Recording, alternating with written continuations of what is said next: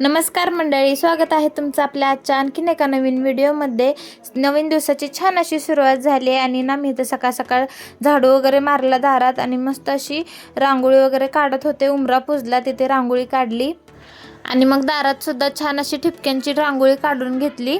त्याच्यानंतर मला श्रीशाला तयार करायचं होतं अंगणवाडीत पाठवण्यासाठी। मग तिचा डबा वगैरे भरून घेतला आणि पाटी पेन्सिल वगैरे सगळं ठेवून दिलं दप्तरामध्ये तिच्या आणि डबा पण दिला। मग लगेच तिचं पण आवरायला घेतलं, आंघोळ वगैरे घातली। आज तिची इच्छा होती फ्रॉक घालायचं म्हणून मग तिला फ्रॉक घातला आणि 2-3 दिवस झालं चालली ती आता शाळेला, त्यामुळे जरा रडते शाळेत जाताना।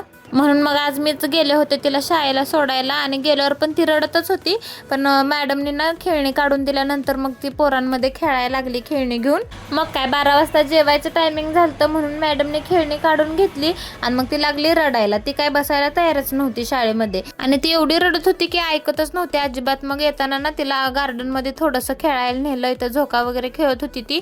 मग ती रडायची बंद झाली। आता शाळेत तर काय बसलीच नव्हती, मग म्हटलं तेवढंच तिला खेळवून न्यावं इथनं। मग ती जरा खेळली तिथे आणि तिथे ना तिला छोटंसं गाईचं वासरू दिसलं आणि ते खूप छान होतं आणि तिला त्याला हात लावायचा होता, पण ती भीत पण होती हात लावायला। चला तर मग भेटूया पुढच्या व्हिडिओमध्ये, तोपर्यंत बाय।